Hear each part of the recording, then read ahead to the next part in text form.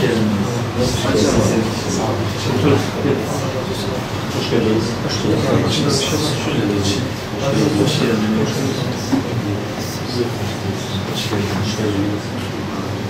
Kabul etsin.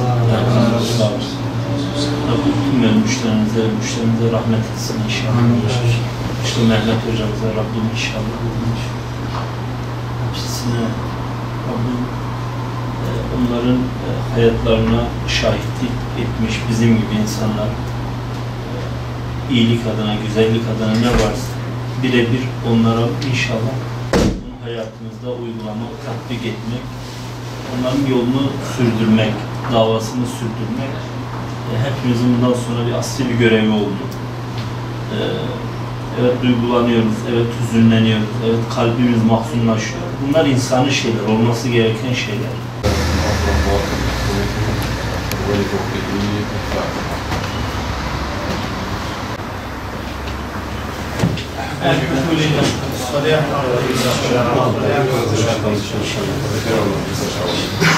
Ama karşılaştık değil.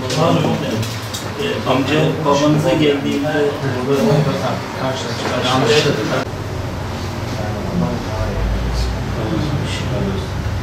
Bir isimden bahsetmiyoruz aslında. Yani Mehmet Bey sadece hani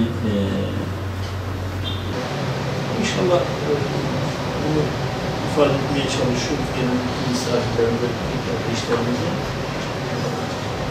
Mehmet Yavuz biz yani dışarıdan gelen misafirlerinde de Mehmet Yavuz davanın kendinde birçok özelliğini barındıran bir şahs oldu. Yani Mehmet Yavuz'a baktığımda biz bir davaya bakıyoruz. Mehmet Yavuz'a baktığımda sadece hani bir edebiyat öğretmeni, Konya Selçuk Üniversitesi'nde okumuş bir öğretmen, işte iyi bir hakim, işte Türkçeyi çok iyi konuşan, Türkçeyi çok iyi konuşan, yazarları bilen, sadece bu değil. Ona baktığımız zaman fedakarlık diyoruz, cesaret diyoruz, toplumu anlama diyoruz, empati diyoruz, insani yönü diyoruz, sosyal ilişkiler diyoruz, ülkeye dair, millete dair, ümmete dair dert diyoruz, endişe diyoruz, tasa diyoruz. Ona getirdiği çözümler, ona yönelik geliştirdiği dil, üslup, duruş. Haliyle bütün bunları anlatırken aslında biz bir davadan bahsediyoruz. Davanın inşa etmiş olduğu bir Mehmet Yavuz'dan bahsediyoruz. Yani Mehmet Yavuz profiline baktığımız zaman bir dava adamının nasıl olması gerektiği profilini görüyoruz. Şunu ifade edelim, her dönem kendi Mehmet Yavuz'larını çıkartmıştır bu davada, elhamdülillah. Bunları da ifade ettik. Mehmet Hoca yani bir nihayetinde sadece bir Mehmet Yavuz'dan ibaret olan bir hayat yaşamadı. Arka planda bir davanın, bir dava adamı, yani bir dava adamının inşa etmiş olduğu bir hayat yaşadı.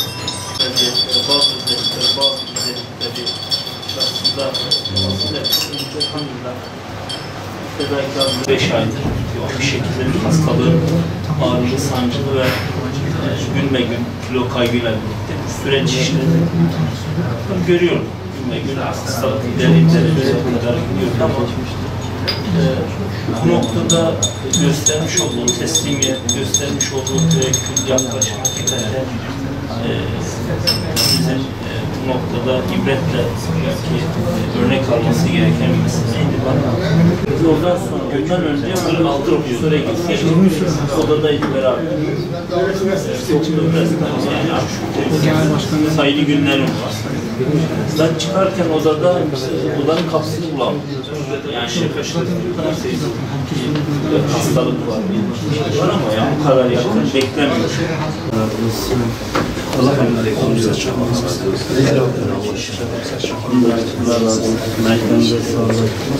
Allah razı olsun. Ayaklarınıza sağlık. Allah razı olsun. Allah razı olsun.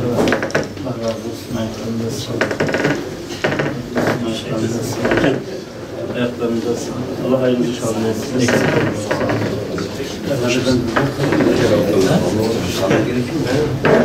Ev servisiniz. Ev servisiniz. Namaza gidip Allah emrinde kabul etsin.